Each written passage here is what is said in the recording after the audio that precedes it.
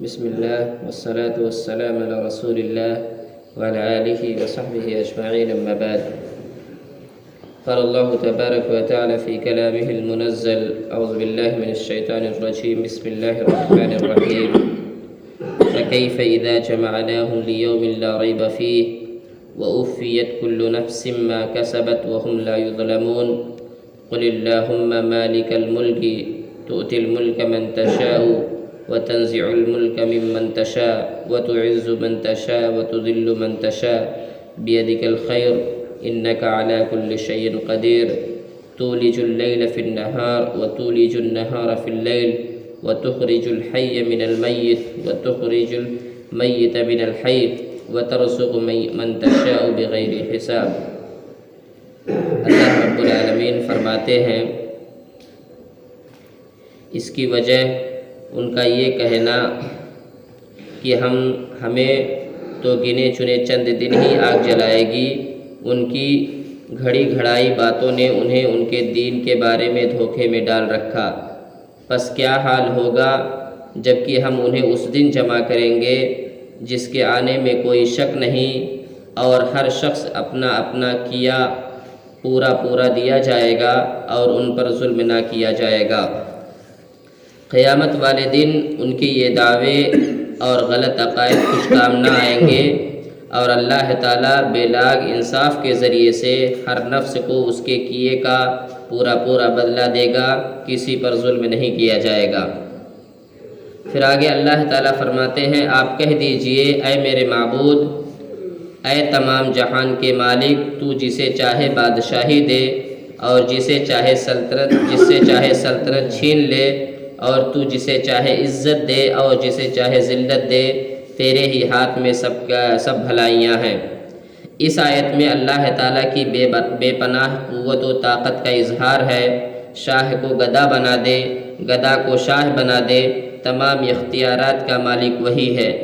الخیر بیدک کی بجائے بیدک الخیر خبر کی تقدیم کے ساتھ مقصود تخصیص ہے، یعنی تمام بھلائیاں صرف تیرے ہی ہاتھ میں ہیں، تیرے سوا کوئی بھلائی دینے والا نہیں. شر کا خالق بھی اگرچہ اللہ تعالیٰ ہی ہے، لیکن اگر صرف خیر کا ذکر کیا گیا ہے، شر کا نہیں، اس لیے کہ خیر اللہ کا فضل محض ہے، بخلاف شر کے کہ یہ انسان کے اپنے عمل کا بدلہ ہے جو اسے پہنچتا ہے. اس لیے کہ شر بھی اس کے قضاء و قدر کا حصہ ہے جو خیر کو متضمن ہے. اس اعتبار سے اس کے تمام افعال خیر ہیں. فَأَفْعَالُهُ كُلُّهَا خیر، یعنی اس کے سارے افعال خیر ہیں. اس آیت کریمہ کے اندر اللہ تعالیٰ نے فرمایا: من تشاء تؤتی الملک من تشاء وتنزع الملک ممن تشاء. اللہ جسے چاہتا ہے بادشاہی عطا کرتا ہے اور جسے چاہتا ہے گدا بنا دیتا ہے. آپ اگر دنیا کی تاریخ کا مطالعہ کریں تو آپ کے سامنے اس طرح کی ہزاروں مثالیں مل جائیں گی کہ اسی دنیا میں اللہ رب العالمین نے ایک ہی انسان کو بادشاہت کی کرسی پر بیٹھایا اور اسی انسان کو بادشاہت کی کرسی سے گرا کر زمین اور سڑکوں پر لا کھڑا کیا.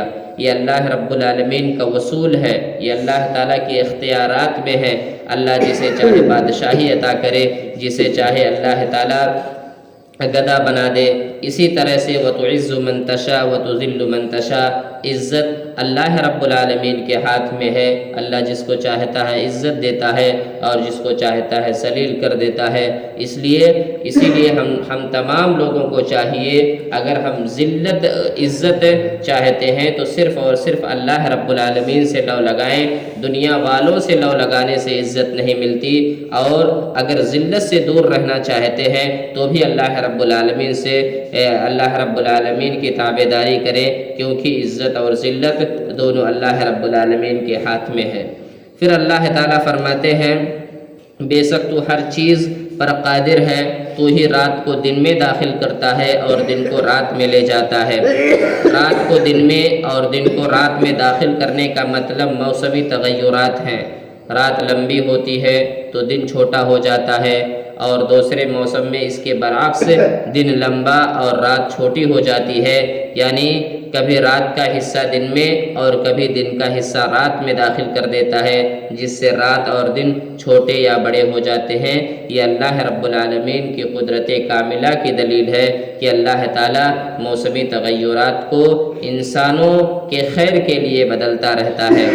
پھر اس کے بعد اللہ تعالیٰ فرماتے ہیں تو ہی بے جان سے جاندار پیدا کرتا ہے اور تو ہی جاندار سے بے جان پیدا کرتا ہے۔ جیسے نطفہ مردہ پہلے زندہ انسان سے نکالتا ہے، پھر اس مردہ نطفہ سے انسان، اسی طرح مردہ انڈے سے پہلے مرغی اور پھر زندہ مرغی سے انڈا، یا کافر سے مومن اور مومن سے کافر پیدا فرماتا ہے۔ بعض روایات میں ہے کہ حضرت معاذ رضی اللہ تعالی عنہ نے نبی صلی اللہ علیہ وسلم سے اپنے اوپر قرض کی شکایت کی تو آپ نے فرمایا کہ تم آیت قل اللہم مالک الملک اور اس سے اگلی آیت تولج اللیل فی النہار پڑھ کر یہ دعا کرو، رحمن الدنیا والآخرت رحیمہما تعطی من تشاء منها وتمنع من تشاء ارحمنی رحمتا تغنینی بها عن رحمت من سواک اللہم اغننی من الفقر وقضی عن الدین۔ ایک دوسری روایت میں ہے کہ یہ ایسی دعا ہے کہ تم پر احد پہاڑ جتنا قرض بھی ہو تو اللہ تعالیٰ اس کی ادائیگی کا تمہارے لیے انتظام فرما دے گا۔ لہذا اگر ہم میں سے کوئی انسان مقروض ہے، جس کے کندھے پر بہت زیادہ قرض ہے، اسے چاہیے اس دعا کو پڑھے، اس دعا کا اہتمام کرے، خواہ اس کے اوپر احد پہاڑ کے برابر بھی اگر قرضہ ہوگا تو اللہ رب العالمین اس کے قرضے کی ادائیگی کا انتظام کر دے گا۔ پھر اس کے بعد اللہ فرماتا ہے تو ہی ہے کہ جسے چاہتا ہے بے شمار روزی دیتا ہے۔ مومنوں کو چاہیے کہ ایمان والوں کو چھوڑ کر کافروں کو اپنا دوست نہ بنائیں۔ اولیاء ولی کی جمع ہے، ولی ایسے دوست کو کہتے ہیں جس سے دلی محبت اور خصوصی تعلق ہو۔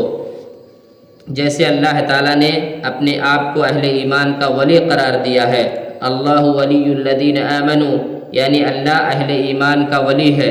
مطلب یہ ہوا کہ اہل ایمان کو ایک دوسرے سے محبت اور خصوصی تعلق ہے اور وہ آپس میں ایک دوسرے کے ولی ہیں۔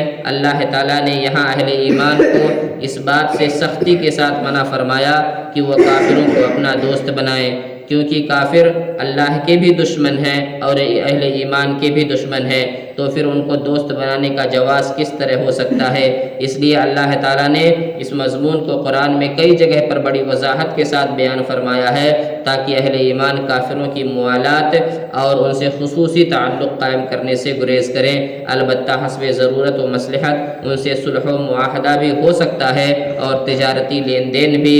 اسی طرح جو کافر مسلمانوں کے دشمن نہ ہوں ان سے حسن سلوک اور مدارات کا معاملہ بھی جائز ہے۔ معلوم ہوا کہ سب سے پہلا حکم ہمیں یہی ملا ہے کہ جو غیر مسلم ہیں، جو کافر ہیں، ہمیں ان سے محبت نہیں کرنی ہے، لیکن ان کے ساتھ معاملات کرنا ہے، ان کے ساتھ تجارتی لین دین کرنا ہے، ان کے ساتھ حسن سلوک کرنا ہے، لیکن ان کو دل سے دوست نہیں بنانا ہے۔ بہت سارے مسلمان آج کے اس دور میں ہیں جو غیر مسلموں سے دلی تعلق رکھتے ہیں، ان سے دلی محبت کرتے ہیں۔ ایسے لوگوں کو آگاہ ہو جانا چاہیے کہ آپ جن لوگوں سے دلی محبت رکھتے ہیں وہ کسی بھی صورت میں آپ کے خیر خواہ نہیں ہو سکتے۔ اللہ تعالیٰ سے دعا ہے اللہ تعالیٰ ہم تمام مسلمانوں کو کتاب و سنت کے مطابق معاملات طے کرنے کی توفیق عطا فرمائے۔ آمین۔